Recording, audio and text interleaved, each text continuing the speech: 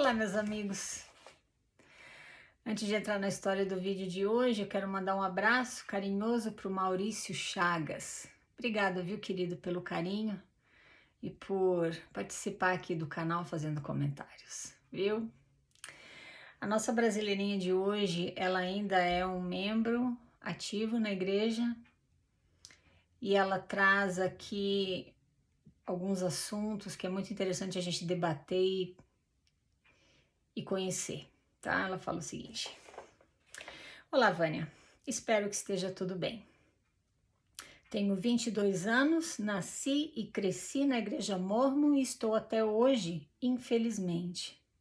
Eu comecei a questionar as coisas dessa religião no início desse ano por causa da prática da poligamia do início da igreja. Na verdade, há alguns anos, quando eu tinha por volta de 13, 14, eu já sabia que houve essa prática. Soube disso em um grupinho mais íntimo de poucas amigas, membros da igreja, que tentavam justificar os atos de Joseph Smith. Disseram que Deus revelou a Joseph que deveriam praticar a poligamia, porque havia muitas mulheres viúvas e pobres, então eles poderiam suprir as necessidades delas, já que mulheres geralmente não trabalhavam. Acreditei nisso por anos. Na verdade, me forcei a acreditar, já que era a verdade e eu teria que aceitar. No entanto, no início desse ano, por curiosidade, fui olhar a árvore genealógica de Joseph Smith e tive uma surpresa. Vi que ele se casou com mulheres que já eram casadas e com maridos vivos. Também vi que além das mulheres se casarem com Joseph Smith, algumas se casaram também com o profeta posterior. Na hora eu pensei, mas Joseph Smith não disse que as mulheres não podem se selar com mais de um homem, mesmo que ele venha a falecer? Não satisfeita, fui procurar no site da igreja Mais Fé, se não me engano, sobre a poligamia e vi um trecho escrito que a prática da poligamia era para unir os membros da igreja. Isso me pareceu história para boi dormir. Novamente, não satisfeita, inventei de perguntar para um primo da igreja. Ele me disse que os casamentos plurais eram apenas para a eternidade, ou seja, não havia relação sexual.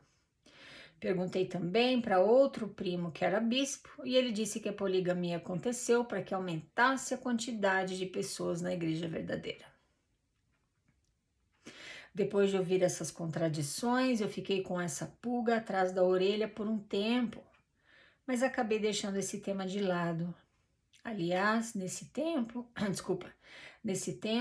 eu fui completamente atacada pelos meus parentes por estar questionando sobre isso. Me disseram que eu estava em apostasia, que eu não tinha fé em Deus, que eu era covarde, que eu só estava falando isso para criar um motivo para me afastar da igreja, entre outros. Não vou mentir, isso foi uma facada para mim. Eu imaginava que eles poderiam discordar de mim, mas nunca imaginei que seria atacada como fui. Enfim, depois desse episódio, continuei indo para a igreja, porém, não conseguia parar de pensar na possibilidade dessa igreja não ser verdadeira. E foi aí que fui pesquisar. Assisti vários vídeos, inclusive, grande maioria eram seus e ainda são. Foi aí que comecei a abrir meus olhos. Vi sobre a tradução do livro de Mórmon, que o mesmo foi alterado várias vezes e ainda assim Joseph disse que esse era o livro mais correto e queria nos aproximar mais de Deus do que qualquer outro livro na face da terra. Também sobre o tal do egípcio reformado que Joseph relata ser um idioma desconhecido por todos, mas em pérola de grande valor, ele diz que o professor Anthony disse que a tradução estava correta, muito mais do que qualquer outra que já havia visto. Outra coisa é o fato de os membros terem que usar os garments 24 horas por dia e os mesmos serem vendidos. Acredito que se há um mandamento de Deus, essas coisas não deveriam ser vendidas. Não consigo imaginar Deus dando uma revelação ao profeta, falando sobre os garments e dizendo, pode vender baratinho mesmo. Por essas e outras controvérsias da história dessa religião, hoje eu não consigo acreditar em mais nada que ela ensina. Entretanto, mesmo com todas essas provas, ainda tenho muito medo de estar sendo rebelde, estar fazendo o errado e que de repente essa igreja seja realmente a correta e eu que estou sendo usada por Satanás para acabar com minha vida e da minha família, já que agora não acredito em nada disso. Estou vivendo um dos piores dias, meses da minha vida com tanta coisa na cabeça. Eu continuo sendo cristã e temo por minha família, por acreditar tão fervorosamente nessa possível fraude. Continuo indo para essa igreja por conta da minha família e acredito que nunca vou ter a oportunidade de sair dela. Como eu às vezes me pego pensando que tudo isso é coisa da minha cabeça, quero tirar a última prova, que talvez não seja a última mesmo. Vi na descrição de algum vídeo seu o link da lista de nomes que eles dão no templo. E como não tenho investidura, vou fazer para ver se o nome que vou receber bate com o que está no site. Caso realmente seja igual, esse vai ser o ponto final da minha visão sobre essa igreja. Caso não, vou continuar nas minhas pesquisas para mais provas. Meu objetivo é convencer a mim e a minha família de que estamos frequentando o lugar errado. Agradeço por todos os seus vídeos, por compartilhar seus estudos e conhecimentos. Realmente você abriu muito a minha mente. Obrigada por isso. Obrigada a você, viu, querida, pela confiança em mandar aqui os teus desabafos e as tuas questões para a gente discutir, conversar a respeito, apesar de você ainda frequentar a igreja, né? Você se sentiu à vontade em entrar em contato comigo, eu te agradeço muito por isso, viu? Tá.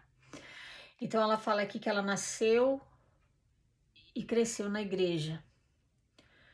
Ali aos 13 e 14 anos ela aprendeu sobre a história da poligamia, que a igreja, que os homens praticavam a poligamia no início da igreja. Bom, ela aprendeu, ela escutou de algumas pessoas que estavam tentando justificar os atos de Joseph. Uma das razões, entre aspas, para a prática da poligamia foi de que Deus revelou a Joseph que deveriam praticar poligamia porque havia muitas mulheres viúvas e pobres, então eles poderiam suprir as necessidades delas, já que mulheres geralmente não trabalhavam. Isso aqui é interessante, né? Por que para ajudar e suprir as necessidades delas tem que casar? Mas tudo bem. Segundo, aí ela foi perguntar para um primo dela que também era membro da igreja, e o primo dela disse, desculpa, o primo dela disse que os casamentos plurais eram apenas para a eternidade, ou seja, não havia relação sexual. Terceira desculpa esfarrapada que ela escutou, quando ela foi conversar com outro primo dela que era bispo. Ele falou o seguinte, que a poligamia aconteceu para que aumentasse a quantidade de pessoas na igreja verdadeira. Ai, meu Deus. Ai, no site da igreja, ela aprendeu a quarta explicação furada para isso. Ela disse que acredita que foi no site Mais Fé da igreja. Ela disse que viu um trecho escrito que a prática da poligamia era para unir os membros da igreja. 4 razões, uma mais furada do que a outra. Eu aprendi que, como a igreja era verdadeira, estava havendo muita perseguição, estavam matando os homens, e como tinha muitas mulheres viúvas, como ela disse aqui, então os homens estavam se casando com elas para cuidar delas e continuarem se multiplicando, porque senão eles iam dizimar a igreja. Ai, olha, eu só tenho uma coisa para dizer em relação a essas desculpas esfarrapadas.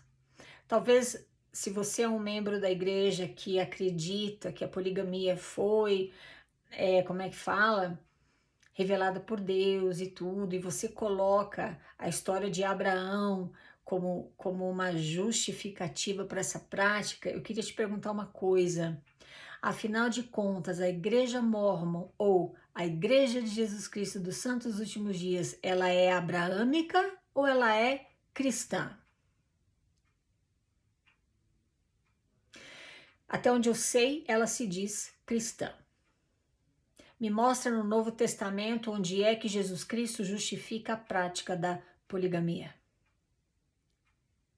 Então, não me venha usar esse negócio, essa desculpa de que assim como Deus revelou a Abraão que deveriam praticar poligamia, ele também revelou a Joseph Smith. Porque aí então a igreja tem que ser abraâmica e não cristã.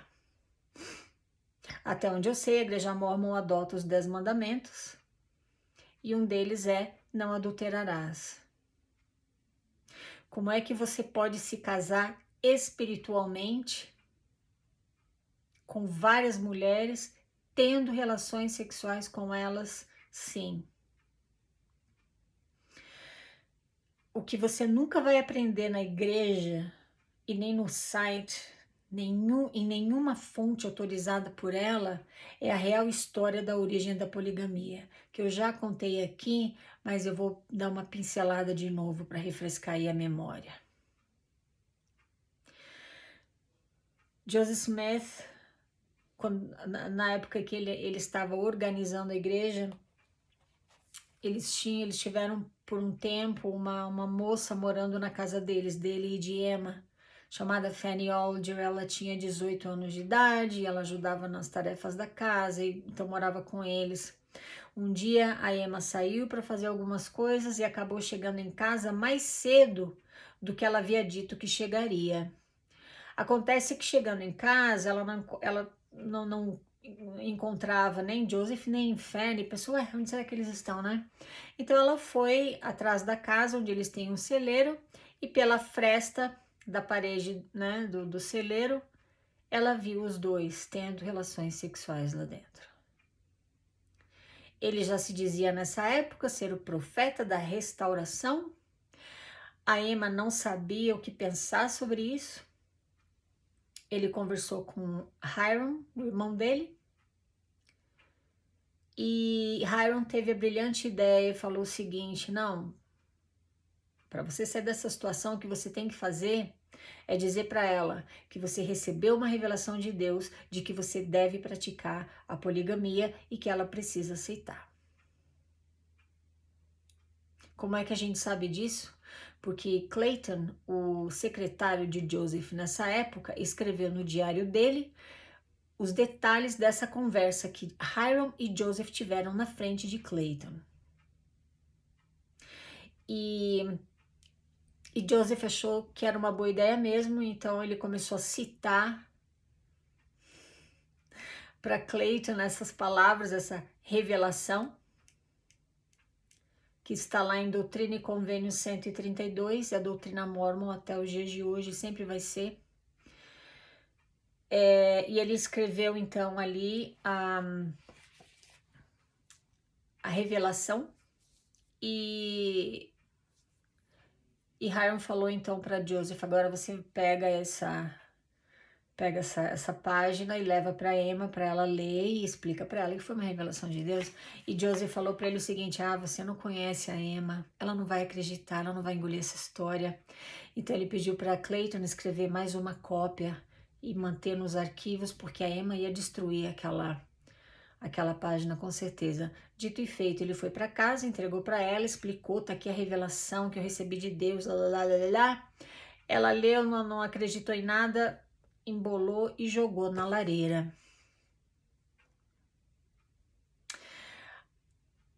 Aí ela, não satisfeita, ela falou: bom, então tudo bem. Já porque ela estava tendo dificuldade em engolir essa história e saber que ele estava tendo relações sexuais com outras mulheres. Então ela disse para ele: então vamos fazer o seguinte, assim como você pode ter outras mulheres, eu também quero ter outros homens, porque, né, direitos iguais. E aí foi onde ele escreveu uma outra revelação, em que Deus repreende Ema por estar questionando e se levantando contra o profeta de Deus. Essa revelação, que também está lá em Doutrina e Convênios, ameaça Ema com destruição, maldição, se ela não apoiar o marido dela. Ela ainda assim não satisfeita, porque, né, ela não estava ainda engolindo essa história, ela começou a ficar muito depressiva e falar, então é melhor a gente se separar. Ela ameaçou ele com divórcio, e ele falou, não, então vamos fazer o seguinte, eu vou parar essa prática. Ele continuou se casando com outras mulheres nas costas dela, se casando espiritualmente, numa cerimônia inventada por ele, para poder, como forma de convencer as mulheres de que aquilo era algo ordenado por Deus, tá? Então ele continuou praticando a poligamia. De acordo com historiadores, ele teve de 40 a 44 mulheres. Nas costas de Ema, ela, no leito de morte, ela afirmou que Joseph tinha parado a prática da poligamia, que ele não era um polígamo, tá? Ela acreditou no marido. Bom, como a nossa querida aqui diz, ela quando foi dar uma olhada na árvore genealógica de Joseph, ela descobriu que ele se casava com mulheres que já eram casadas e tinham os maridos vivos. É verdade, poliandria, né? Poliandria ou poliandra, alguma coisa assim. Então, assim, quando ele via uma mulher casada, mas era bonita e ele se sentia sexualmente atraído por ela, o que ele fazia? Ele mandava os maridos para missão lá na Europa. Eles ficavam lá 2, 3, 4 anos. Quando eles voltavam, as esposas estavam casadas espiritualmente com Joseph. Então, o que acontecia? Os maridos não ficavam sabendo. Alguns ficavam sabendo e dava maior confusão. Se você ler American Crucifixion por Alex Beam, chega a ser até engraçado. Mas, na verdade, é trágico, né? Dentre essas mulheres com quem ele se casava espiritualmente, havia mãe e filha, irmãs. A mais jovem das esposas espirituais dele foi Helen Kimball. Ela tinha 14 anos de idade. Eles se casaram espiritualmente numa cerimônia no meio da noite em um cemitério, e ela se vestiu de homem para ninguém saber o que estava acontecendo, porque as outras pessoas que não eram da igreja sabiam da poligamia, por isso que estavam perseguindo os santos, porque eles estavam quebrando a lei do país. Essa era uma das razões, tá? O que ele fazia para convencer essas mulheres e meninas a se casarem com ele, irem para a cama com ele, era o seguinte: ele chegava para elas e falava, olha, eu recebi a visita de um anjo com uma espada de fogo, e ele me revelou que Deus está ordenando que você se case comigo espiritualmente. Caso você não aceite, você e a tua família inteira irão perder a exaltação e serão destruídos. Elas, por medo, por ingenuidade e ignorância, acreditavam e casavam com ele.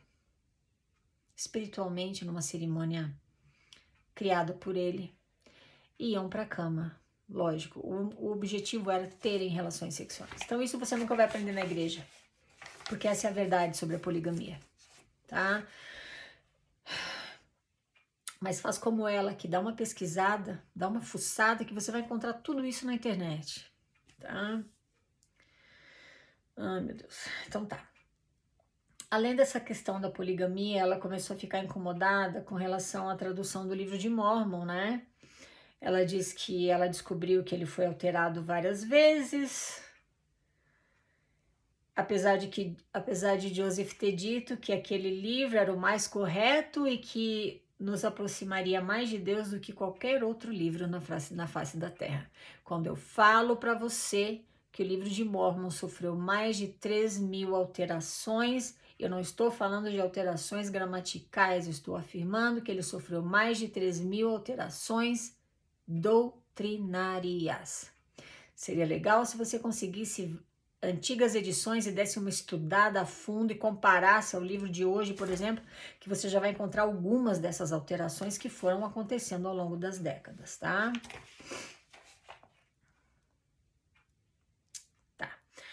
Só uma coisinha que eu esqueci de te comentar com relação à poligamia, ela ainda é doutrina, ela está lá em Doutrina e Convênio 132, viu?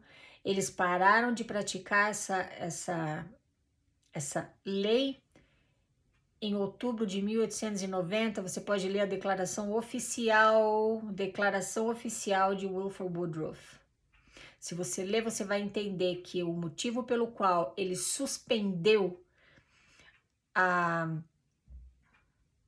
prática da poligamia foi por conta do Estado, que o Estado começou a colocar pressão, o governo, e eles tiveram que parar essa prática aparentemente, mas eles continuaram praticando por mais de 100 anos, pelas costas do governo. Então, ao invés de todo mundo morar na mesma casa, eles se casavam com as mulheres, mas cada uma morava numa casa, então eles visitavam e tinham aquelas visitas conjugais. A história da igreja, quando eu falo pra você aqui que ele é muito nojento, ele é asquerosa, é por essas e outras, viu? Ai, tá. Bom, ela fala assim, a nossa querida de hoje: eu não consigo acreditar em mais nada que a igreja ensina. Entretanto, mesmo com essas provas, ainda tenho muito medo de estar sendo rebelde, estar fazendo o errado e de repente essa igreja realmente seja correta e eu que estou sendo usada por Satanás para acabar com minha vida e da minha família, já que agora não acredito em nada disso. Querida, você nasceu e foi criada na igreja, você está com 22 anos de idade, o teu cérebro foi programado para ver e reagir dessa forma, tá? Colocou em você medo, você tem medo de questionar, você tem medo de estar errado em relação ao que a igreja realmente é. Você fala aqui que quando você escutou aquelas desculpas esfarrapadas para explicar a prática da poligamia, você fala assim: me forcei a acreditar, já que era verdade e eu teria que aceitar. Toma muito cuidado com isso, viu? Porque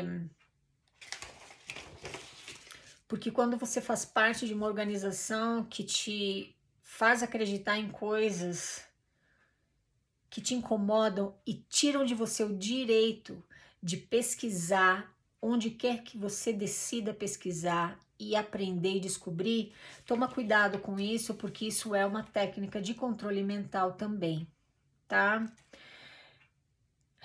Você pesquisou sobre a poligamia, veja o quanto aquelas mulheres sofreram, porque muitas delas, ele tinha idade para ser pai delas. Quando se casaram espiritualmente com ele, foram para a cama com ele. Elas foram por ignorância, elas foram por obediência, por fé. Toma cuidado aonde a obediência cega, a fé substituindo o conhecimento, cuidado aonde essas coisas podem te levar. Muito sofrimento pode ser evitado se você simplesmente buscar conhecimento, como você já está fazendo, viu? Talvez você fala aqui, né, que quando você comentou essas coisas com teus pais, com teus familiares, eles te atacaram, né? Começaram, meu Deus, eu fiquei assim meio que chocada aqui, né? Falaram que você já estava em apostasia, que você não tem fé em Deus, que é covarde, que só tá falando isso para criar um motivo para se afastar da igreja. Presta atenção numa coisa aqui comigo. Lá no livro de Mormon fala que a discórdia vem do diabo. Quando você conversou com teus pais sobre essas questões doutrinárias, houve o quê? Discórdia. De onde é que vem a discórdia? Tá. Uma outra coisa que talvez teus familiares deveriam considerar e talvez você possa usar como argumento para esclarecer o teu direito de questionar, tem um versículo lá em Doutrina e Convênios 88, 118, se eu não me engano. Buscai palavras de sabedoria, sim, buscai conhecimento mesmo pelo estudo e também pela fé. Então, se teus familiares acreditam que doutrina e convênios, tudo que está lá foi inspirado por Deus, ali está muito claro. Você não vai buscar conhecimento só pela fé. Bom, na verdade, fé e conhecimento são duas coisas opostas. E lá fala, buscar conhecimento mesmo pelo estudo e também pela fé. Então você está estudando, você está buscando conhecimento. Qual é o problema, né? E no outro versículo, na seção, acho que 90, se eu não me engano, fala que a glória de Deus é a inteligência, ou em outras palavras, luz e verdade. Você tem direito a colocar luz e iluminar as coisas que estão te incomodando e procurar esclarecer coisas que não estão fazendo sentido dentro da tua cabeça. Então, talvez você possa usar essas duas escrituras, né, com os teus familiares, para eles entenderem que você tem todo o direito de questionar e que isso não é apostasia. Na minha opinião pessoal, apostasia é você tirar das pessoas o direito delas pensarem por si, questionarem, buscarem conhecimento e informação onde quer que elas queiram. Para mim isso é apostasia, para mim isso é afastamento da verdade. A igreja quer te afastar da verdade sobre ela, por isso que ela te faz sentir assim. E os teus familiares falaram, olha, você já... Isso aí é Satanás e tal, lá, lá. Eu sei qual é o papo, eu sei como é que é, porque eu também já passei por isso, quando eu era membro, né? Então toma cuidado com isso, tá? Você fala aqui que você continua indo para a igreja e que você acredita que nunca vai ter oportunidade de sair dela.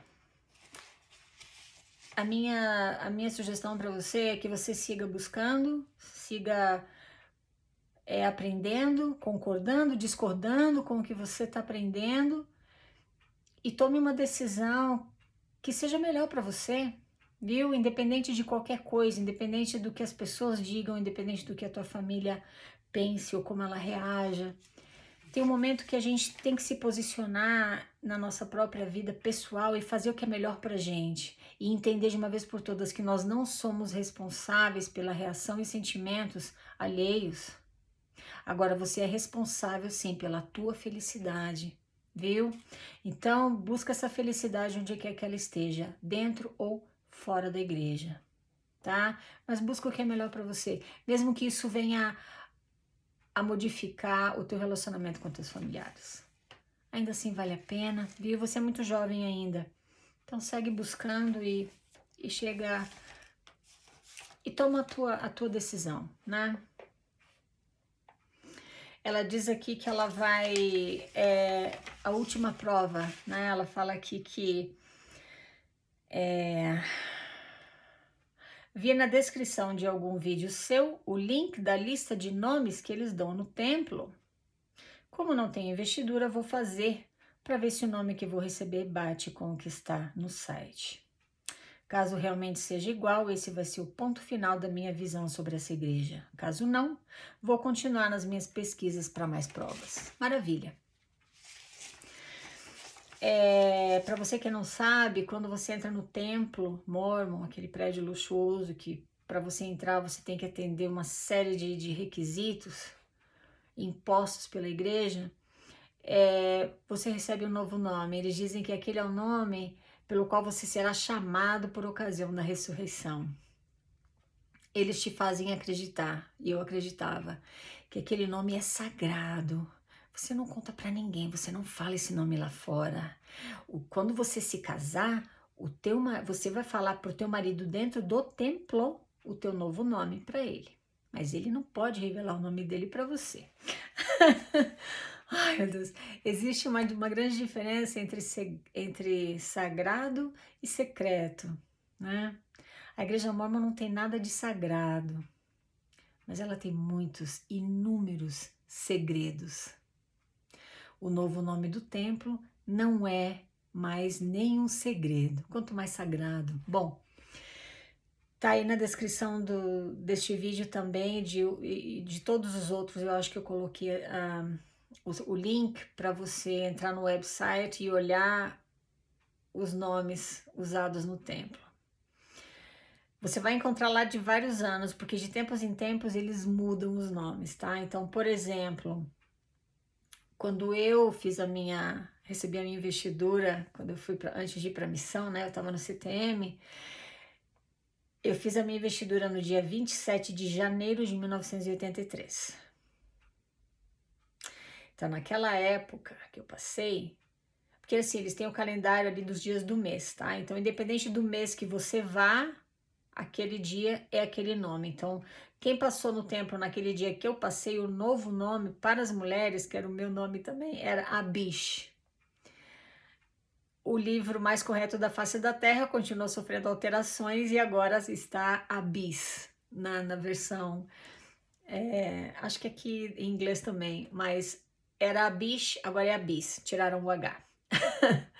Então todas as mulheres receberam este novo nome. Desde janeiro de 2014 até agora, os nomes eles mudaram em relação à época que eu passei. Então, por exemplo, eu tô gravando esse vídeo dia 22 de maio de 2023. Todas as mulheres que passaram ou que passarem pelo templo, receberem a investidura, o novo nome delas será Ema. E para os homens, Ruben. Desde 2014 até agora, então esse é o calendário atual. Se você estiver assistindo esse vídeo no dia em que eu publico, que é domingo, então vai ser dia 26 de maio de 2023, o novo nome para as mulheres é Norma e o novo nome para os homens é Lázaro. Em inglês, Lazarus, mas eu acho que em português, Lázaro. E por aí vai. Então, caso você queira saber o nome, por exemplo, o novo nome do teu marido, você dá uma olhadinha lá no calendário, você só precisa saber o dia do mês e o ano que ele passou, que ele recebeu o novo nome. Só essas duas informações. Não precisa nem saber o mês, só o ano e o dia do mês. E você vai saber o novo nome dele. Ai, eles te fazem ter medo de revelar as coisas que acontecem lá no templo, porque eita, agora você está... Como é que fala? Deus não se deixa escarnecer. Meu pai. Qual Deus? O Deus Mórmon. O Deus Mórmon que eles criaram para você, que é o Deus da riqueza. Que te diz que você tem que aprender símbolos e sinais sagrados dentro dos templos. E para você poder entrar lá e ser digna, além de viver uma vida com certos valores morais que eles impõem, você tem que também pagar 10% do teu salário para poder ser digno de entrar, tá? Então, assim, o que eu desejo para você, querida, de hoje, e para você que frequenta qualquer religião que for, e você tá começando a se sentir incomodado com coisas que você tá aprendendo lá dentro, eu desejo para você que você entenda que conhecimento nunca vai te afastar de Deus. Que se Satanás existe, ele é o pai da ignorância.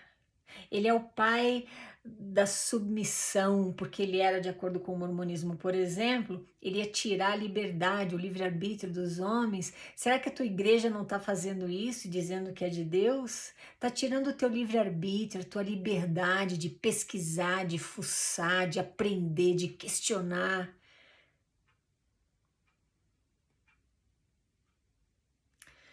Para o teu próprio bem, não tenha medo de conhecer, de aprender. Viu? Conhecimento nunca vai te afastar daquele Deus do cristianismo, por exemplo. Agora, a ignorância, essa vai te colocar nas mãos daquele ser que eles querem que você tenha tanto medo. Cuidado, tá bom? E decidir sempre o que é melhor para você e não para os outros. É isso aí. Muito obrigada por me escutar, meus queridos. Falamos na próxima. Tchau, tchau.